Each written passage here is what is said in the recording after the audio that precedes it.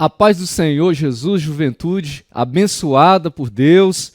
Estamos em mais uma lição da nossa escola bíblica dominical. Hoje nós vamos falar sobre a lição 6, sobre o profeta Jonas. E o título da nossa lição de hoje é Jonas, Deus ama quem você detesta. É uma lição muito desafiadora para nós. E Deus tem muito a falar conosco nessa manhã. E antes de a gente avançar aqui no estudo da nossa lição, eu quero te convidar a fechar os seus olhos e nós vamos conversar com o nosso Deus nessa manhã de domingo. Feche os seus olhos.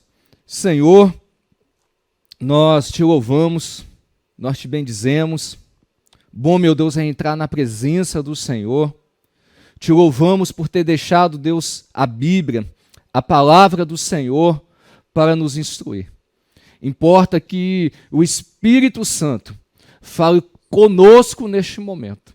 Que o Senhor, Deus amado, venha abrir os nossos olhos, o nosso entendimento e venha ministrar aos nossos corações tudo aquilo que se faz necessário para que saia de nós os nossos conceitos, os nossos pensamentos, meu Deus, e coloque o Senhor, os seus conceitos, os seus valores, aquilo, Deus amado, que é, meu Deus amado, necessário para que a gente venha se tornar cada vez mais parecido com Cristo. Meu Deus, assim oramos, em nome de Jesus. Amém.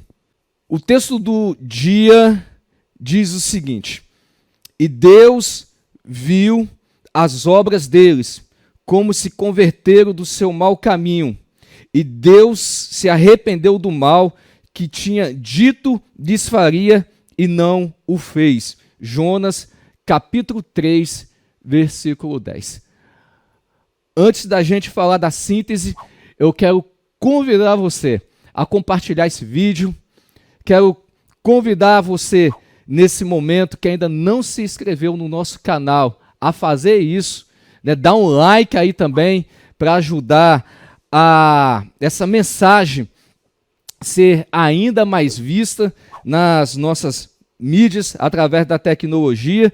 E a síntese diz o seguinte: Deus ama os pecadores mais desprezíveis e está pronto a perdoá-los, desde que esses se arrependam de seus pecados. Então, tudo que vai nortear todos os 3 pontos da nossa lição aqui nessa manhã vai se nortear dentro desse pequeno resumo aqui. Deus ama os pecadores mais desprezíveis e está pronto a perdoá-los, porém com uma única condição, que é a mesma condição para todos os seres da terra, né? Desde que todos se arrependam de seus pecados. O texto bíblico, Jonas, capítulo 1, versículos 1 ao 3, está na nossa revista. Você que porventura nos visita e não tem a revista em mãos, pode abrir a sua Bíblia também em Jonas, capítulo 1, do versículo 1 ao 3. Diz o seguinte: e veio a palavra do Senhor a Jonas, filho de Amitai, dizendo: levanta-te e vai à grande cidade de Nínive e clama contra ela, porque a sua malícia subiu até a mim.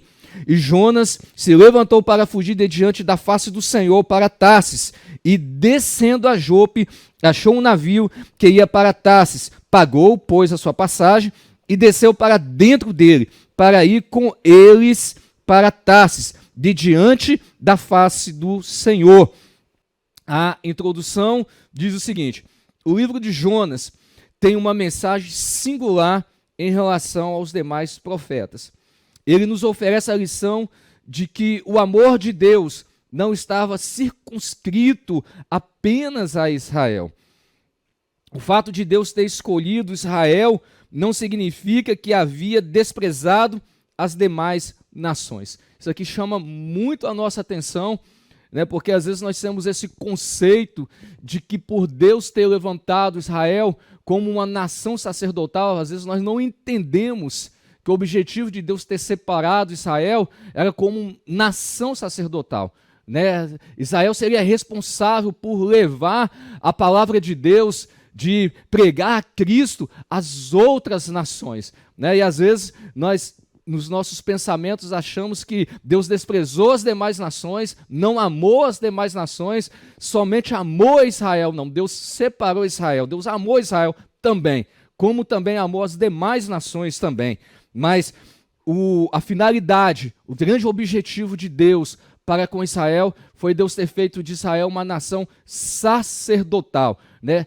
É a nação responsável por viver a palavra de Deus, por obedecer a Deus, por amar a Deus e por transmitir, por dali seriam as pessoas enviadas para as demais nações, para que o amor de Deus também alcançasse as demais nações também. Em Jonas contemplamos o imensurável amor de Deus, capaz de se preocupar com o povo mais cruel daquela época, os assírios. Além de defender a universalidade da graça, o livro também aponta para a misericórdia divina, que concede novas oportunidades, tanto para Jonas como para os assírios. Nós vamos perceber no decorrer da lição, que apesar de Jonas ser um profeta, Jonas também teve o seu momento também viveu o seu momento de desobediência a Deus também. Jonas também, ele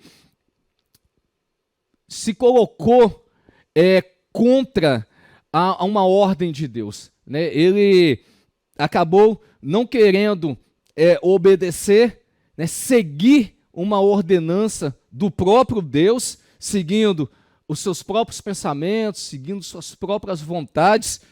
Mas nós vamos ver no decorrer da lição de hoje também, apesar de ser uma história muito conhecida, mas Deus fala para a gente sempre de formas diferentes, e Deus, ele traz à nossa memória, muitas vezes, lições simples e básicas, que muitas vezes nós, por alguma coisa, acabamos esquecendo, e deixando de praticar, e deixando de viver, e Deus traz à nossa memória através dessas lições da escola bíblica dominical. Então nós vamos ver que Jonas também recebeu uma oportunidade, uma nova oportunidade de Deus, não só os assírios, aqueles para a qual Deus levantou o profeta para que falasse aquele povo, recebeu uma nova oportunidade, mas o profeta também recebeu uma nova oportunidade, e também, meu amado jovem, minha amada irmã, Deus também nos concede novas oportunidades em todo o tempo das nossas vidas também. Quantas coisas tem feito Deus por nós? Quantas novas oportunidades Deus tem dado a mim e a você? Nós estamos vivendo, por exemplo, um período de pandemia na nossa nação, e Deus tem nos dado a oportunidade da vida. Deus tem nos dado o milagre da vida. Quantas vezes também na nossa caminhada ministerial também, no nosso chamado também, quantas vezes nós queremos desistir, e Deus também nos reanima, Deus nos vivifica, nos dando também novas oportunidades também. Assim como o profeta Jonas, que Deus usou de misericórdia para com ele em um momento de desobediência, assim também quantos de nós até aqui nós já erramos também, e quantas vezes Deus já usou de misericórdia para com as nossas vidas. Assim é Deus. Nossos pecados podem ser vis e execráveis, porém jamais serão maiores do que o perdão e o amor de Deus. Que coisa maravilhosa, saber que por mais terríveis que são os nossos pecados, por mais nojentos que são os nossos pecados, os nossos comportamentos, por mais que nós erramos, mas quando nós verdadeiramente nos arrependemos, o amor de Deus sempre vai superabundar o pecado, os nossos pecados. Onde abundou o pecado, superabundou as misericórdias, o amor e a graça de Deus. Quão bom é saber disso. Essas dádivas divinas estão disponíveis a todos os seres humanos via arrependimento. Até aqueles indivíduos que reputamos como os mais desprezíveis deste mundo. Deus ama a todos, inclusive aqueles a quem abominamos. Deus ama até mesmo as pessoas que nós abominamos, aquelas pessoas que nós, às vezes, dentro dos nossos conceitos, dentro dos nossos pensamentos, né, às vezes, dentro daquilo que nós achamos, né, que nós temos como grau de medidas, nós achamos os pecadores mais terríveis e que talvez nós não daremos chance nenhuma, que talvez nós já os lançaríamos no inferno definitivamente, né, que talvez nós não iríamos a eles jamais. Deus ama essas pessoas. Ponto 1 da nossa lição diz o seguinte: Jonas, ponto 1, subponto, sua vida. Jonas era filho de Amitai, de Gat-Efe, da tribo de Zebulon. Era um profeta. A vila de Gat-Efe ficava a 7 quilômetros da cidade de Nazaré. Os judeus na época de Jesus, Natanael, estavam enganados quando questionavam que nenhum profeta havia sugerido de Nazaré, né? Aqui Natanael fala, né? Pode vir alguma coisa boa de Israel? Então, ele estava enganado, porque Jonas era de Nazaré, né? Pode vir alguma coisa boa de Nazaré? Então, Jonas vinha deste lugar, né? Então, aquilo que às vezes nós reprovamos, né? Havia algo que fazia eles reprovar Nazaré, mas Deus naquele lugar usou de misericórdia e ali foi levantado esse grande profeta que muito nos ensina nos nossos dias. O livro de 2 Reis, capítulo 14, versículo 25, circunscreve o ministério de Jonas no século 8 a.C., no período de 793 a 753 a.C., é um ministério longo, amplo, apesar de estar escrito, né, a sua história no livro dos profetas menores. Nós já falamos aqui na lição 1, né, a respeito disso, né, que os livros dos chamados profetas menores que nós estamos estudando não é menor porque do tamanho do ministério ou porque do poder, da quantidade de poder que havia no profeta, né, o quanto eles conheciam de Deus ou não, né, mas está por causa da questão mesmo do tamanho dos livros mesmo, por isso profetas menores. Mas pode ver que o ministério de Jonas foi um ministério longo. Ele trabalhou ministerialmente desse período de 793 a 753 a.C., na época do rei Jeroboão II, rei de Israel.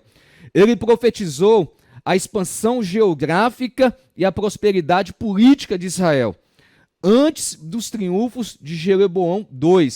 Ou seja, antes de acontecer, né, todos esses feitos, todos os triunfos, né, antes deste rei ter essas conquistas, esses grandes feitos, então Deus levantou o profeta Jonas, e Jonas falou a respeito desses triunfos, falou a respeito dessa prosperidade, antes que essas coisas acontecessem. É como que nós temos a Bíblia hoje, né, falando que Cristo vai voltar, falando do arrebatamento, ou seja, nós sabemos de coisas hoje também que ainda vai acontecer também, como a volta de Cristo, como o arrebatamento que tanto nós ansiamos. Então, Deus ele sempre se preocupou, né? Deus ele sempre trabalhou de forma a mostrar os seus grandes feitos, a sua grandeza, o quanto ele é soberano, né? Assim como nós sabemos que Deus ele atuou no passado, atua no presente, Deus vai atuar no futuro. Então Deus ele constrói todas as coisas. Nós estamos no presente, mas Deus ele já está no futuro e ele pode mostrar grandes coisas, assim como tem nos revelado. Ele fazia isso também naqueles dias passados. É uma forma de Deus mostrar para as nações que ele era um Deus verdadeiro, que ele era um Deus único e que ele tinha o controle de todas as coisas, que era ele que levantava reis e derrubava reis, era ele que dava autoridade. Então era ele, e como é hoje, como será, por mais que muitas vezes nós hoje achamos que algumas coisas podem ter saído do controle de Deus, mas nada sai do controle de Deus. Ah, não, nós estamos vivendo um período de pandemia, então saiu do controle de Deus. Antes que essa epidemia surgisse, Deus já sabia que ela surgiria, que ela viria. Deus já saberia em que período. É Deus que faz, é Deus que permite todas as coisas, meus amados irmãos. Então, Deus fez isso desde a antiguidade, desde o passado. Deus faz isso hoje. E amanhã fará Deus também grandes maravilhas também. Então, o sucesso que teve esse rei, Jeroboão II, Deus já tinha mostrado através do profeta Jonas o quanto ele triunfaria e quantas coisas boas aconteceria em Israel. O problema foi que a prosperidade anunciada por Jonas levou o povo a se distanciar de Deus. Então, essa prosperidade levou um povo também a se afastar de Deus também. Algo que foi anunciado através do profeta como bênção, acabou o povo fazendo da bênção uma maldição, porque eles se distanciaram de Deus. E aqui vem uma grande lição também, para que a gente venha, que tenhamos cuidado, para que as bênçãos anunciadas a nossas vidas também, a gente não venha fazer da bênção uma maldição, se distanciando de Deus. Não sei como que está o seu estado hoje, né? Se você já está vivendo um período de bênçãos na sua vida, se você vive isso, mas se você se vê se distanciar de Deus, roga a Deus as misericórdias do Senhor para a sua vida e peça a Deus para te erguer de novo, ainda que você não tenha forças, ainda que não há ânimo, ainda que não há alegria, peça a Deus para te levantar, para te restabelecer, para que a bênção perpetue na sua vida, para que não haja uma intervenção de Deus quanto a isso. Então, aconteceu isso com Israel. O povo se distanciou de Deus. Até então, Jonas estava acostumado a entregar mensagens populares. O sucesso da sua profecia fomentou a sua popularidade em Israel. Ele ficou tão preocupado com sua reputação que teve dificuldade para cumprir a missão que Deus lhe confiou. Então, Jonas, ele era um profeta que ele tinha um perfil. As mensagens de Jonas alegravam muito o coração das pessoas. E disso fez Jonas uma pessoa muito popular, né? Era bem diferente do profeta Jeremias. Quem conhece a história de Jeremias, né? Que ele profetizava aquilo que ia acontecer de punição a Israel. Se Israel não se arrependesse, ele pregava uma mensagem para Israel de arrependimento, porque Deus traria juízo sobre Israel. Então ele começava a falar, vai vir a nação X, vai vir contra vocês e vai levar, e a nação será levada para cativeiro. Então, isso, o povo se voltava contra o profeta Jeremias. Agora aqui no caso do profeta Jonas já acontece ao contrário. Ele anunciava, ele era usado por Deus pregando mensagens de bênção, mensagem de triunfo para a nação. Então, logo Jonas caiu na graça do povo, e isso penetrou o coração de Jonas. Agora Deus chama Jonas para um desafio totalmente diferente, e isso aí pesou para Jonas, porque Jonas ficou preocupado com a sua reputação, com o seu nome, com a sua popularidade, porque logo aqueles que aplaudia, aqueles que se alegravam, logo aqueles que se aproximavam de Jonas por causa do tipo de mensagem que ele trazia da parte de Deus, logo essas pessoas logo estariam em xeque o seu nome. E isso deixou Jonas muito preocupado por causa da sua reputação. Uma das coisas que pesou muito o ministério de Jonas e trouxe um grande prejuízo sobre a vida desse profeta era exatamente ele valorizar mais o seu nome, a sua reputação, do que ouvir a voz de Deus. De modo semelhante, muitos jovens estão preferindo a reputação que possui diante dos seus círculos de amizades. Na vida cristã, a obediência está em primeiro plano, não a reputação. Meu amado jovem, minha amada irmã, qual que é a sua preocupação hoje? Dentro dos seus círculos de amizade, na faculdade, na escola, no seu trabalho, no meio da sua família, na igreja, O que mais preocupa você? O que mais te deixa angustiado? O que mais você se importa? É a sua reputação?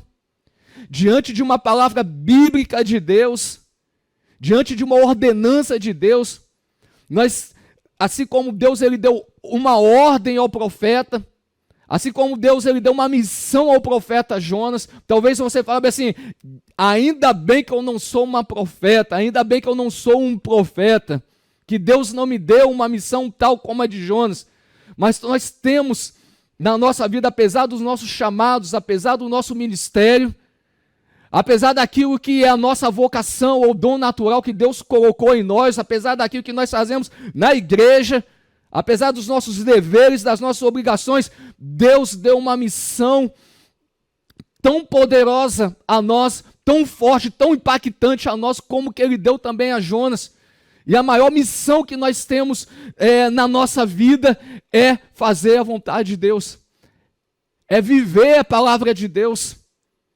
Diante dessa ordenança, diante dessa missão dada por Deus, que é de vivermos segundo a Bíblia, segundo os mandamentos de Deus, segundo a vontade de Deus, e diante da sua reputação na escola, na faculdade, na empresa onde você trabalha, ou no círculo da sua família, o que mais pesa para você? O que é mais importante para você?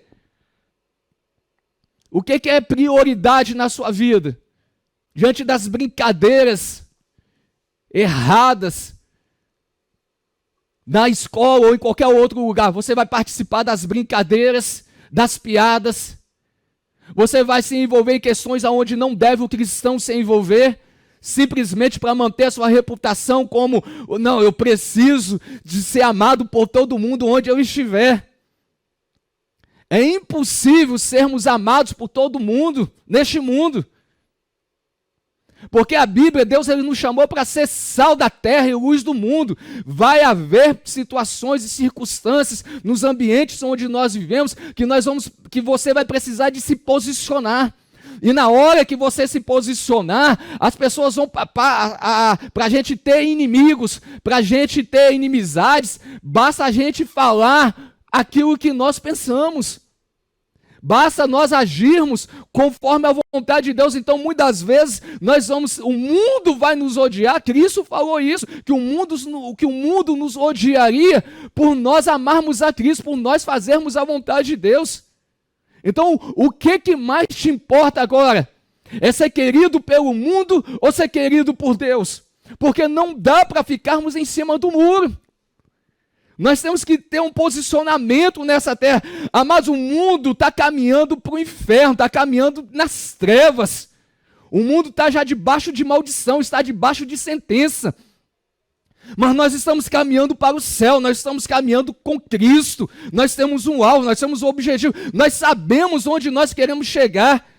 E nós termos essa visão de onde nós queremos chegar, vai determinar o nosso posicionamento nos ambientes onde nós vivemos. E vivermos preocupados com a nossa reputação, querendo a gente ser queridos por todos, amados por todos. Sim, nós precisamos viver-se uma vida a qual as pessoas nos amam. Precisamos de amar o nosso próximo. Precisamos de viver a palavra de Deus. Precisamos de fazer o bem. A Bíblia fala para fazermos o bem a todos, mas principalmente aos domésticos da fé, até a ordem bíblica. Mas vai ter momento que nós vamos ter que se posicionar. E nós precisamos saber se posicionar. É melhor obedecer. Não foi o que foi falado a Saul, que Samuel falou? É melhor obedecer a Deus do que sacrificar. Queridos, Deus tem mais poder, Deus tem mais prazer na nossa obediência do que no nosso trabalho. Até mesmo entre nós trabalharmos a obra de Deus, que é algo bom, que é chamado, mas Deus tem muito mais prazer na nossa obediência. Inclusive eu posso trabalhar na obra de Deus, mas se eu não for obediente, eu não subo ao céu. Mas se você é obediente a Deus e trabalha na obra de Deus, melhor ainda, alcançará galardão, recompensa por isso. Então logo o obedecer, Logo, não ficar preocupado com a nossa reputação. Se eu se manifestar que eu sou cristão, aonde eu estudo, onde eu trabalho, ou no meio da minha família, me posicionar diante de brincadeiras como cristão, com sabedoria, peça a Deus. Né, diante de brincadeiras erradas, diante de conversas erradas, né, peça a Deus sabedoria para você saber se posicionar com amor, com sabedoria, mas você vai precisar de se posicionar como cristão. Não que você tem que ser ignorante, não que você vai ter que como diz o ditado popular, né, chutar o pau da barraca, né, chutar o balde, não que você vai ter que fazer baixaria, mas de forma alguma, mas nós, em muitas circunstâncias, nós seremos provados por Deus também. Nós seremos desafiados. E nesses momentos, nós vamos ter que mostrar para o mundo que nós andamos com Cristo, que somos sal, que somos luz. E é esse o nosso propósito de vida aqui na terra. Não tenha a sua reputação por mais preciosa. Porque olha só o que aconteceu aqui com Cristo, aqui, olha como que era a reputação de Cristo, que diz aqui na lição. Cristo foi reputado por aflito, ferido de Deus e oprimido. Olha qual era a reputação do Filho de Deus. Nós não estamos falando aqui das maiores autoridades militares do mundo. Nós não estamos falando aqui das grandes lideranças, das grandes organizações mundiais, dos grandes líderes de nações, dos grandes nomes que já passaram aqui pela terra. Nós estamos falando aqui daquele que é maior sobre todos os homens. Nós estamos falando aqui daquele que é chamado Filho de Deus, a qual nos dias de João Batista, uma voz do céu soou dizendo: esse é meu filho amado, a qual eu tenho prazer. O próprio Deus se manifestou do céu, bradou do céu e falou: esse é meu filho amado, a qual eu tenho prazer. Mas olha como que ele foi reconhecido aqui na terra. Como que você quer ser reconhecido aqui na terra? Pelos homens? Recebendo aplausos dos homens? Recebendo tapinha nas costas, bajulações, mas que está te conduzindo ao inferno? Ou você quer o modelo de Cristo para ser reconhecido aqui na terra? Porque essa foi a reputação que teve Cristo aqui na terra. Reputado por aflito, ferido de Deus e oprimido. No entanto, enquanto os homens julgavam como ferido, na verdade estava nos curando. Louvado seja Deus por isso, porque foi nas suas feridas, foi na sua morte, foi na sua dor que trouxe saúde para nós, que trouxe vida para nós, que trouxe alegria para nós. A reputação dos homens é falha, meus irmãos, mas a obediência a Deus sempre será louvável. Olha que coisa graciosa. Não troque a aprovação de Deus pelas honras dos homens, porque aqueles que hoje estão te bajulando, ou aqueles que hoje estão dando tapinha nas suas costas, ou aqueles para a qual hoje você muitas vezes está desprezando a Deus, traindo a Deus, desagradando a Deus para satisfazer essas pessoas. Primeiro, elas não morreriam na cruz por você. Não daria seus filhos para morrer pelos seus pecados. E para as pessoas também nos abandonar, para as pessoas também nos deixar, basta elas ter uma outra coisa que chama a atenção delas. Não vale a pena. Não vale a pena abandonar a Deus, querer a reputação dos homens em troca de bajulações, em troca de ser, como diz aí, né? Muitos aí são chamadas de famosinhos, famosinhas, né? Nas redes sociais ou nos círculos de amizade, né? Ou outras linguagens novas que eu já nem mais conheço. Todo dia surge uma nova. As pessoas querem esse tipo de reputação, serem famosos, serem conhecidos, serem bajulados. Mas, queridos, melhor é agradar a Deus. O segundo subponto diz o seguinte, um testemunho. Esse livro, ao contrário dos demais profetas, é mais um relato histórico do que uma profecia. O livro não é uma fábula, mas um testemunho verídico. O relato de Jonas não pode ser considerado uma história de pescador. A narrativa de sua experiência é a base da mensagem que Deus oferece, não apenas à Síria, mas também a Israel. Jonas é o único profeta do Antigo Testamento cuja profecia não consiste no que disse. Ou seja, todos os profetas eles foram usados naquilo que eles profetizaram. Mas nós vamos ver aqui na história de Jonas aqui, algo aqui atípico, algo diferente. Nós estamos vendo aqui, na verdade, uma narrativa, algo que aconteceu de fato.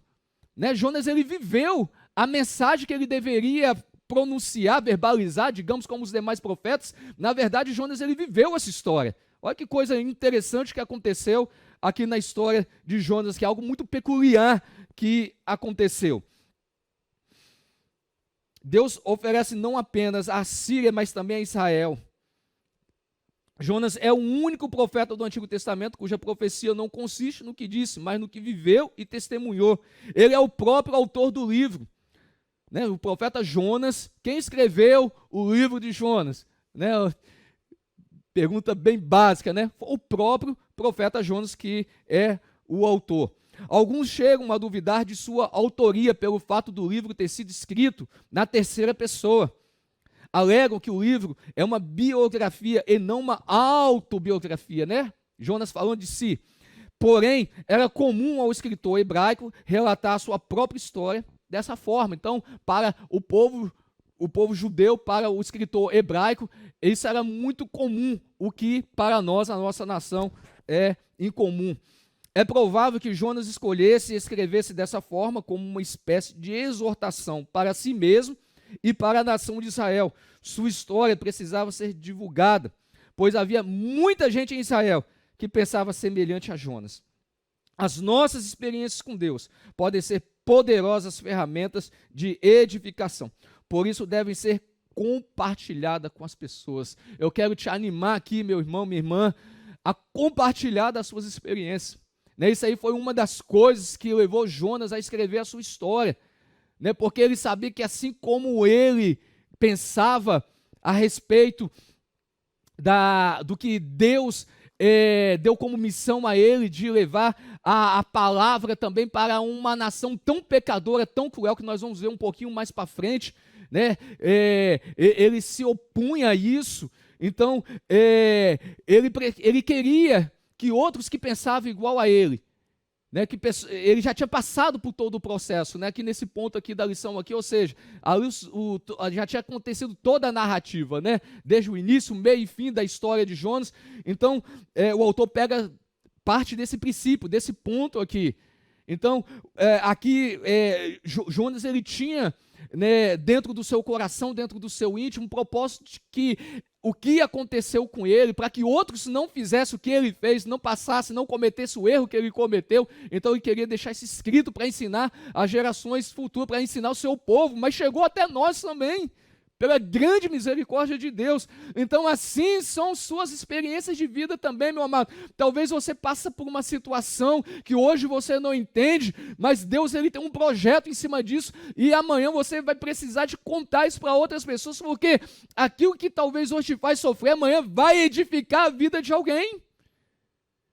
Ou de repente você já viveu alguma situação, você já superou alguma situação de desobediência, ou você caiu em algum pecado, Deus te levantou, você saiu desse pecado, então você já viveu isso na sua vida, e talvez você ache que isso é uma vergonha para você, que isso te humilha, mas talvez vai vir alguém na sua vida, Deus vai te dar uma oportunidade, e você vai contar a sua história, de como você caiu, mas como que Deus também te levantou também, ou seja, outrora você caído, agora você está de pé na presença de Deus, e a sua história vai edificar a vida de alguém.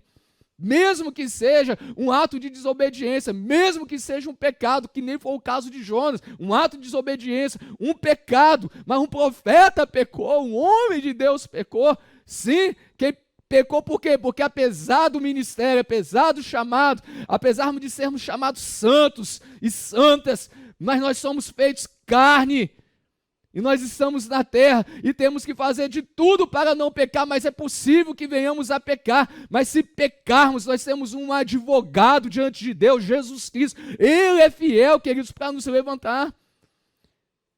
E um dia a história de Jonas, que foi de vergonha, hoje é uma história de edificação para as nossas vidas, assim é com a sua história. Talvez você, agora que está nos ouvindo, se acha um dos mais miseráveis de todos os homens. Talvez voz do diabo, do inferno, te condenando o tempo todo, mas você fez isso, você é desse jeito, você faz isso. Mas, queridos, se arrependermos, né, essa é a grande história de Jonas, né? Se nós nos arrependermos, Deus tem misericórdia, Deus ele tem um propósito, queridos, na sua vida. A Bíblia, nós sabemos que o choro dura uma noite, mas a alegria vem pela manhã. Então, se hoje você está caído, Deus ele pode te levantar. Basta você se arrepender agora do seu pecado. Eu não sei em qual pecado, qual é a sua situação, mas eu posso dizer para você uma coisa: Deus ele te ama. Deus ele não ama o pecado, mas Deus ele te ama. E hoje, um dia a história de vergonha de Jonas se tornou uma história de edificação. Talvez a sua história de vergonha vai se tornar uma história de edificação na vida de alguém. Deus te abençoe. Que você se arrependa dos seus pecados, porque Deus ainda tem um propósito na sua vida. Sua história precisava ser divulgada. Isso é o que Jonas queria, que a história dele fosse divulgada. A sua história também precisa ser divulgada. Você que está me ouvindo, meu amado irmão, minha amada irmã, que tem alguma história, alguma experiência com Deus, passe a falar mais dessas histórias. Quantas coisas, quantas bobeiras a gente fica conversando nos nossos círculos de amizades, em redes sociais, né? E às vezes nós esquecemos de contar as nossas experiências com Deus. Quantas experiências você jovem, você minha irmã, meu irmão, tem, que ainda está guardada só com você, que você ainda não compartilhou com ninguém. Vai lá no chat agora, compartilhe as suas experiências. Talvez a sua história aqui dentro da mocidade mesmo vai edificar a vida de alguém. Talvez alguém esteja precisando de ouvir, né, algo a respeito dessa sua história, dessa sua experiência. Foi uma preocupação de Jonas, que essa seja a sua preocupação. Compartilha nas suas redes sociais, nos seus círculos de relacionamentos. Terceiro subponto, diz o seguinte: a historicidade do livro. Jonas é o livro profético do Antigo Testamento mais questionado pelos teólogos liberais. Infelizmente, o debate em torno desse livro tem obscurecido a sua beleza literária e a significação teológica. A história do livro não é fictícia de forma alguma. Por que a história do livro de Jonas não é fictícia? Porque o próprio Jesus, como nós vimos aí na lição, ele mencionou Jonas lá no Novo Testamento. O próprio Jesus mencionou a história de Jonas, né? Falou como Jonas ficou, né, as pessoas pedindo sinais, né, do poder de Jesus, que ele era filho de Deus. Então Jesus menciona Jonas. Assim como Jonas ficou 3 dias e 3 noites no ventre de um grande peixe, assim importa que o Filho do Homem também fique 3 dias e 3 noites também nas profundezas da terra. Então o próprio Jesus, diz o autor aqui na nossa revista aqui, ele é o único profeta indicado por Cristo como seu antitipo, para representar a maior verdade bíblica, a ressurreição de Jesus. Olha só, ele foi um antitipo de Cristo, para representar que Cristo ele morreria, ficaria 3 dias nas profundezas da terra, mas ressuscitaria, e hoje Cristo vivo está. Glória a Deus por isso, louvado seja Deus por isso. Olha a importância da história desse profeta. Segundo subponto diz o seguinte: a experiência do profeta. A ordem divina. Jonas recebeu uma ordem nítida, meus amados irmãos. Precisa. levanta-te e vai à grande cidade de Nínive. Deus falou com uma forma muito precisa. Não há dúvida quando Deus fala. Quem já teve experiência com Deus, de que quando Deus falou, Deus ele fala de muitas formas, falava naquele dia de muitas formas. Nos nossos dias também Deus fala de muitas formas. E quando Deus fala, nós não temos dúvida que é Deus que está falando. Foi muito coerente, muito precisa e muito nítida a voz de Deus a Jonas. A maldade e a malícia de Nínive, capital da Assíria, era grande. A Assíria era uma espécie de Sodoma e Gomorra reerguida naqueles dias. Era o epicentro mundial da violência, tortura, feitiçaria e idolatria. Olha só como que era essa... Olha como Nínive era, irmãos. Quem queria profetizar numa nação como essa? Olha o grande desafio de Jonas. Um profeta que outrora só profetizava triunfos a Israel. Olha agora onde que ele teria que profetizar. E não para por aí. O profeta Naum chama Nínive de a cidade sanguinária. Nós vamos ver o porquê que ele chama Nínive dessa cidade. Eles adoravam a deusa Estar, da guerra, uma deusa da guerra e do sexo. Olha só como que, qual que era o Deus que eles veneravam. E o porquê que venerava, em que eles acreditavam que esses deuses faziam triunfar, e o que esse Deus queria deles, em que esse Deus fazia por eles, aonde que dava vitória, nas guerras. E essa orgia, era o Deus dessa orgia na área sexual também. Então havia todo tipo de perversidade. Era a principal divindade adorada na Síria, não era a única, mas era a principal. Violência e imoralidade eram as marcas constitutivas daquele povo. Eles tinham o costume, olha só, irmãos, olha como que esse povo era mau, olha como que essa nação era perversa. Era uma nação que, naqueles tempos, todas as nações temiam ao povo assírio. Olha o que eles faziam com seus inimigos.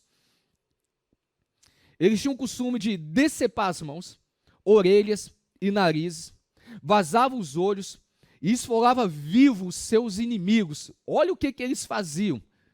Como que eles eram maus, como que era um povo sem piedade. Um povo que para eles não tinha perdão. As crianças eram queimadas vivas. Eles desconheciam a palavra misericórdia. Eles não tinham misericórdia de ninguém. Pensa um povo que era totalmente sem misericórdia, um povo mau. O que você pensar de crueldade, o que você pensar de um ambiente satânico, demoníaco, de um povo cruel, de um povo sanguinário, um povo mau, um povo perverso, era esse povo. Eles desconheciam a palavra misericórdia. Jonas não desejava que esse povo fosse perdoado. Por isso recusou cumprir a missão. Somos hábeis em condenar pessoas por crimes e atos vis. Todavia, até o criminoso mais cruel, por mais difícil que seja de entender, tem direito de experimentar o perdão e o amor de Deus. Lembra do ladrão ali na cruz com Jesus? Talvez, se fosse eu ou você, nos nossos conceitos humanos, na nossa mentalidade tão pequena, que a verdade é que nós não entendemos a palavra amor. Jó era um homem sábio dos seus dias, um homem muito inteligente, um homem muito conhecedor. Mas olha a declaração de Jó na experiência que ele teve depois de todas aquelas mazelas que aconteceu com ele. Jó chegou ao ponto de falar assim: antes eu conhecia Deus de ouvir falar, agora eu conheço Deus face a face. Queridos, assim somos nós. Quando muitas vezes nós, de fato, o sentimento de Jonas é o mesmo sentimento que impera dentro de nós. Quantos de nós temos esse mesmo sentimento quando nós ouvimos matérias falando de alguém que violentou não sei quantas mulheres e que violentou crianças, ou de assassinatos das formas mais cruéis? Né? Quantos de nós que muitas vezes ouvimos notícias bárbaras, chocantes, e muitas vezes dentro do nosso coração, às vezes a gente fala assim, ainda bem que ele morreu. Bem feito. Graças a Deus que já não está mais entre nós. Quantos, queridos, quantas vezes nós pecamos, eu me incluo, quantas vezes nós pecamos, porque nós temos o nosso conceito de amar, nós temos a nossa forma de amar, o nosso pensamento de amar, nós somos medíocres, irmãos, no amor, nós somos tão medíocres no amor, nós somos tão falhos nisso, nós estamos tão distantes da realidade de sermos parecidos com Cristo. É por isso que nós precisamos de crescer de fé em fé. É por isso que nós precisamos de alcançar a estatura de Cristo.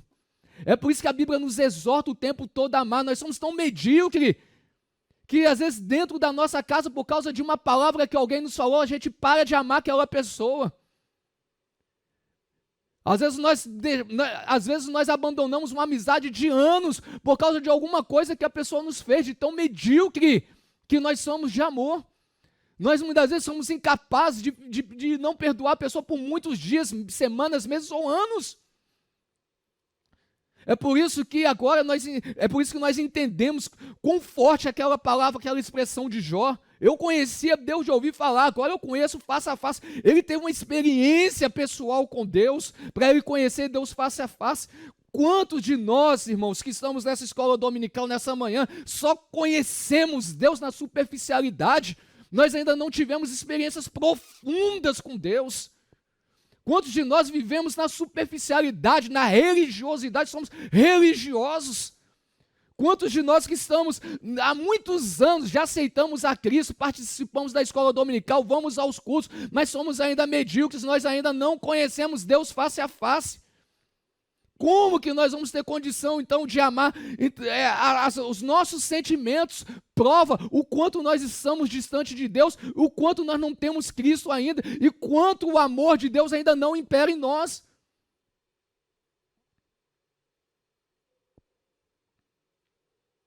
A boca fala, né, daquilo que o coração está cheio. Então, se nós não conseguimos expressar palavras de amor, então nós estamos cheios de quê? Quando nós falamos, bem feito para fulano, foi bom isso ter acontecido, é para ele aprender, ou principalmente, aqui vamos ficar aqui no que o autor disse aqui, né, as pessoas mais vis, as pessoas mais cruéis, né? Quantas vezes a gente fala, né, nós pecamos, né, porque não cai uma bomba, né, naquele presídio e mata todo mundo logo, morre todo mundo logo? Porque Deus não extermina, porque Deus não acaba, porque Deus não faz isso, ou porque Deus não faz aquilo, põe a fim à vida desses povos que faz tantas mazelas na sociedade. Irmãos, eu sei que dói, eu sei que não é fácil, mas nós não entendemos ainda o amor de Deus. O amor de Deus está além do que nós podemos pensar. O amor de Deus, ele é tão grande que Cristo morreu por mim e por você. A Bíblia diz, sendo nós ainda pecadores, ele fez um bem por nós, tão grande, tão precioso, estando nós ainda no pecado. Ele não fez o bem para nós porque nós estamos de joelhos orando, ou porque jejuamos uma semana, ou porque estamos pregando, ou louvando, ou adorando, ou servindo a Ele, não. Ele fez um bem, Deus fez um bem tão grande por nós, sendo nós ainda quem nós somos, pecadores. Por isso que Jesus disse para aquele ladrão na cruz, quando ele falou bem assim, fez mal até aquele momento. Pecou até o último instante da sua vida. Só fez o que não prestava, né? Fez tudo de ruim o tempo todo. Tanto é que foi para uma das mortes mais terríveis da época. E lá do lado de Jesus na cruz, ele olha para Jesus e fala assim, mestre, lembra-te de mim quando estiveres no paraíso. Jesus vira para ele e fala assim, hoje mesmo. Jesus não olhou o passado dele, não olhou mais nada, não olhou o pecado, não olhou o que ele fez, olhou com amor naquele momento e falou assim, olha, hoje mesmo estarás comigo no paraíso. talvez se fosse eu ou você, a gente diria para ele: você está louco? Você está doido? Você fez besteira a sua vida toda. Você só fez maldade o tempo todo, pecou o tempo todo, agora você quer provar da eternidade. Olha como que Jesus é diferente. O amor de Deus é muito grande. Deus ama até quem nós detestamos. Nós não vamos entender, nós não vamos compreender, mas esse é o amor de Deus. A fuga e a tempestade. Jonas tentou fugir da face do Senhor, indo para uma direção oposta. Depois de tudo que nós lemos aqui de quem era esse povo, Jonas não queria de forma alguma pregar para esse povo. Então ele queria ir para um outro lugar. Ele resolveu desobedecer a Deus, a não cumprir essa ordem de Deus. Tarsis, uma colônia fenícia de mineração no sudoeste da Espanha, era o lugar mais longe que alguma embarcação poderia levá-lo. Ele comprou a passagem e se escondeu dentro do navio. O Todo-Poderoso interviu, enviando ao mar uma tempestade. Enquanto os marinheiros estavam apavorados, Jonas permanecia apático, dormindo no porão do navio. Seu sono não era apenas físico, mas também espiritual. Às vezes, queridos, nós podemos viver na nossa vida um sono também espiritual, que nem o de Jonas também. Olha que estava acontecendo uma grande tempestade. Deus tinha colocado aquela tempestade no caminho de Jonas para intervir, para colocar freio na sua desobediência. As nossas escolhas, então, quer dizer que Deus ele pode colocar uma tempestade no meu caminho. Existem, então, desertos, irmão Marcelo, que eu passo na minha vida que pode ser por causa de desobediência? Sim. Nem todas as nossas lutas e desertos são por causa de desobediência, mas pode ter, porventura alguma, também que é por causa de desobediência. E no caso de Jonas aqui, prova. Mas Deus não é amor, mas Deus também é justiça. A Bíblia fala que Deus ele corrige a quem ele ama, e ele precisava de corrigir Jonas. Então Deus pôs aquela tempestade. Aquela viagem talvez seria uma viagem tranquila para aquele povo, para aqueles navegantes, para aquela tripulação. Talvez eles não passariam, talvez não, é certo que não passaria por aquilo. Mas por causa da desobediência de Jonas, por causa de uma pessoa que estava em desobediência naquela embarcação, Deus teve que colocar aquela tempestade. Tomamos cuidado, irmãos, para não viver em desobediência, porque talvez venha uma tempestade no nosso barco, na nossa casa, na mocidade, na igreja, né, na nossa nação, por causa muitas vezes, porque Deus precisa de reparar um ato de desobediência na nossa vida. E era ali um sono tão forte que era espiritual. Né? Ele foi acordado pelos marinheiros. Os marinheiros do navio acreditaram que por detrás da tempestade existia uma causa espiritual e resolveram lançar sortes para ver a origem do problema. Olha só, como que eles chegaram a esse pensamento, esses marinheiros? Vem cá, eles entenderam que aquela tempestade não era uma tempestade comum, que era para eles não estar passando por aquilo. E o que aconteceu naquele momento? Deus, olha só o que acontece. Deus naquele momento, meus amados, põe no coração daqueles marinheiros que aquilo dali era algo da parte de Deus. Eles entenderam que não era comum e lançaram sorte, que era era um ato comum. Era muito comum naqueles períodos eles usarem de lançar sorte para entender sobre quem estava aquele mal e por que Deus estava trazendo aquele mal. A sorte caiu em Jonas, que foi lançado no mar. O livro de Jonas nos ensina que é melhor obedecer a Deus do que desafiá-lo. É melhor obedecer a Deus do que desafiar a Deus. Há muitas pessoas desafiando a Deus com a sua rebeldia e obstinação. Cuidado, isso é muito perigoso. O livro de Jonas nos ensina muito sobre isso daí. Desobediência. Então, o que é desobediência? Desobediência é a rejeição da vontade de Deus. Então, todos aqueles que rejeitam a vontade de Deus estão em desobediência. A Bíblia nos ensina a viver em conformidade com a vontade de Deus. Como está a sua vida hoje? Faça uma reflexão nessa escola bíblica dominical. Você está vivendo em conformidade com a vontade de Deus? Se você não está vivendo em conformidade com a vontade de Deus, para tudo na sua vida. Peça a Deus a misericórdia. Peça a Deus a força. Peça a Deus, confessa os seus pecados. Peça a Deus ajuda, porque a ajuda vem de Deus. Por mais que você não entenda, por mais que você não tenha força, Deus, Ele pode te levantar. Deus, Ele deu uma segunda chance a Jonas. O arrependimento do profeta. Ao ser lançado no mar, Deus enviou um grande peixe para engolir Jonas.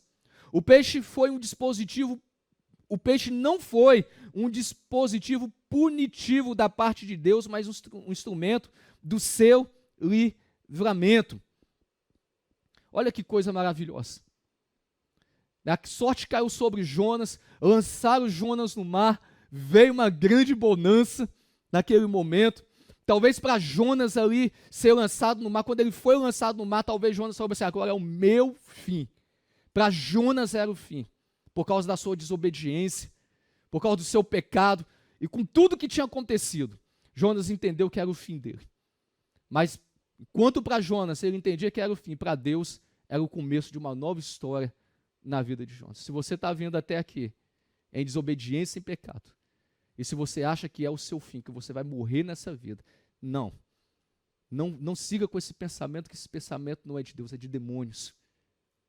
Peça a Deus agora a misericórdia, porque onde que você acha que é o seu fim, para Deus é o início. Deus preservou a vida do profeta Jonas, Jonas tinha desistido de tudo, mas Deus não tinha desistido de Jonas. Deus não desistiu de Jonas. Deus, Ele não desistiu de você, jovem. De você, minha irmã. De você, meu irmão. Deus não desiste de você até mesmo quando você desiste de você. Ainda que você mesmo desista, ainda que você mesmo possa achar que não há mais esperança, não há mais jeito. Deus, Ele não desiste de você. O profeta ficou 3 dias e 3 noites nas entranhas do peixe, no interior do peixe. Orou a Deus. Pela primeira vez no livro, recobrou a consciência espiritual. Quem sabe não é o momento de você de tomar sua consciência espiritual também. Deus, Ele tem misericórdia da sua vida. E se quebrantou diante de Deus. Jonas se quebrantou diante de Deus. A verdade é que Jonas esperava morrer envolto pelas águas do mar, mas ao acordar vivo nas entranhas do peixe, percebeu o grande milagre. Deus é maravilhoso. A lição do livro. A pregação de Jonas. Jonas foi novamente comissionado por Deus. O grande peixe vomitou no litoral palestino, provavelmente próximo ao porto de Jope. Ele precisou se dirigir a Nínive, realizando uma longa viagem.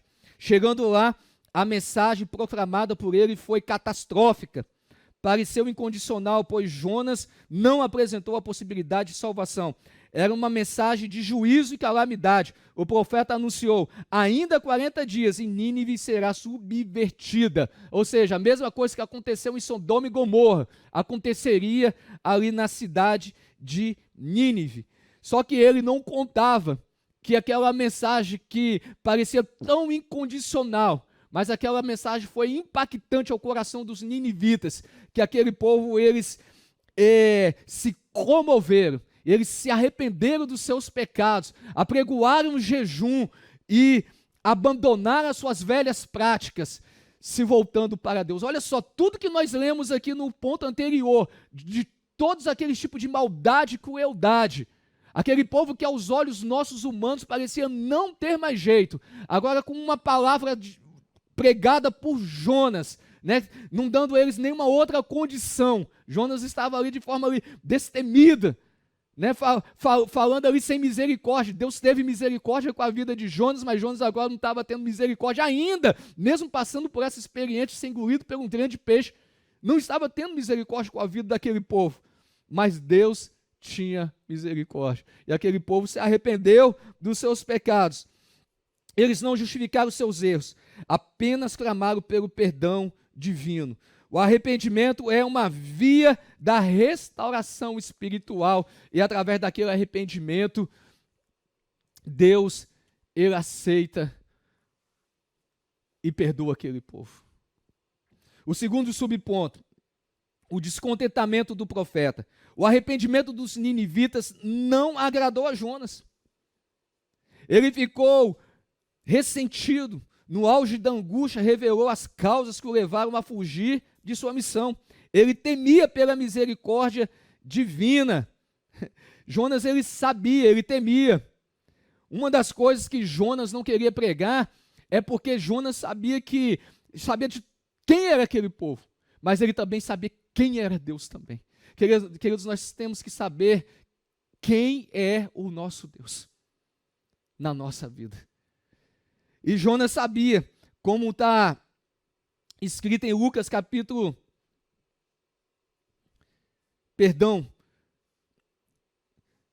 Jonas sabia, como está escrito em Salmos, capítulo 86, versículo 5. Jonas sabia que Deus era misericordioso. Esse salmo diz o seguinte: pois tu, Senhor, és bom e pronto a perdoar, e abundante em benignidade para com todos os que te invocam. Abundante em benignidade para todos os que te invocam. Então ele sabia que mesmo esse povo sendo quem eles eram, ele sabia que Deus podia perdoar eles. E por isso que Jonas não queria pregar, por esse motivo, porque ele sabia quem era Deus. Muitos de nós não temos convicção do quanto Deus ele nos ama, do quanto Deus é capaz de nos perdoar, do quanto Deus é capaz de nos dar uma nova chance. Jonas sabia. Jonas errou em algumas coisas, sim, mas acerta muito em saber quem era Deus. Foi ele saber tanto quem era Deus, que ele temia pregar a palavra para esse povo de Nínive, porque ele sabia que Deus era abundante em perdoar. O terceiro subponto diz o seguinte: Deus ama quem você detesta. A gente fecha a nossa lição. A questão principal era que Jonas abominava os ninivitas. Ele desejava no seu íntimo que eles fossem condenados. Precisamos entender que Deus não é um controle remoto a nosso alcance, alcance de nossas mãos, que age de acordo com nossos comandos. Seus planos são perfeitos, a sua misericórdia é eterna, e seus pensamentos são sempre melhores que os nossos, para nós e para todos. Jonas agiu como um típico hebreu da sua época. Seu preconceito contra os assírios era resultado de sua visão altamente nacionalista. E Deus precisou trabalhar em sua visão para mudar seu coração. Também possuímos valores e pensamentos contaminados pelo espírito da nossa época. Precisamos que Deus trabalhe em nós, levando-nos à libertação. Somos apressados em julgar o próximo e temos dificuldade de liberar o perdão, inclusive a quem amamos. Imagine então a dificuldade que nós temos para perdoar aquelas pessoas que cometem os pecados que nós mais temos como vis, que nós temos como os mais abomináveis. Não somos tão diferentes de Jonas. Precisamos de misericórdia divina sobre as nossas vidas. Queridos, antes de fazer a conclusão, eu quero convidar você neste momento para estar ofertando na casa do Senhor. Está aparecendo embaixo aí as nossas ferramentas, pelo qual você pode ser um canal também através das ofertas. Através de sua contribuição, você pode fazer com que esta igreja avance cada vez mais, e trabalhos como esse da Escola Bíblica Dominical, que já tem abençoado tantas pessoas, continue abençoando e enriquecendo ainda mais vidas, né? Não só a sua vida, mas que possa alcançar também muitas outras vidas. Então, de forma bem generosa, com muito amor, eu convido você a fazer parte também deste ministério de ofertar na casa do Senhor. Concluindo aqui a nossa lição, diz o seguinte: o livro terminou apresentando o imensurável amor de Deus pelas pessoas, independente da nacionalidade. Nenhum livro no Antigo Testamento ensinou de maneira tão visível e categórica a misericórdia divina às outras nações. Jonas aprendeu a lição? Acreditamos que sim. O ato de registrar a história apresentando suas grosserias pessoais, a perfeição divina, indica o desejo de exortar seus compatriotas para que não cometessem os mesmos erros praticados por eles. Deus acrescente cada vez mais no seu coração. E assim como Jonas, que assim seja você também, que assim seja, que sejamos nós, né, que a gente passa a olhar com mais misericórdia e que buscamos para as nossas vidas um amor tão grande como o amor de Deus. Talvez hoje você não possa compreender que essas pessoas precisam de serem também amadas e perdoadas. Talvez eu ainda não entenda, mas talvez Deus nos dê experiências ainda maiores. Jonas não entendia. Era um profeta, era um homem de Deus. Ele também não entendia. E ele não conseguia amar, e ele não conseguia ter misericórdia e liberar perdão. Mas através da experiência pessoal que ele teve com Deus, ele passou por um processo de transformação, de mudança, e se tornou um novo homem. Aquele profeta que entrou naquela embarcação, que foi lançado nas águas. Aquele profeta depois de tirado nas águas, aquele profeta depois que resolveu obedecer a Deus, que teve suas experiências com Deus ali depois da pregação. Aquele profeta nunca mais foi o mesmo. Teve a sua vida totalmente restaurada. Deus, ele tem poder para te restaurar. Deus tem poder para nos libertar. Deus tem poder para nos transformar. Deus tem poder para nos dar amplitude de visão. Deus tem poder para fazer o nosso amor ser maior, ser elevado, assim como o amor de Cristo. Esse é o meu desejo para o seu coração. Vamos orar. Deus, te louvamos por esse ensinamento, Pai. E o pedido que eu tenho, Deus, para a minha vida e para a vida de todos que participaram dessa escola bíblica dominical e para todo o teu povo sobre toda a face da terra. Acrescenta-nos, Deus, o amor. Que sejamos misericordiosos. Ajuda-nos a amar como o Senhor ama. Ajuda-nos, Deus, a ter misericórdia e piedade como o Senhor tem.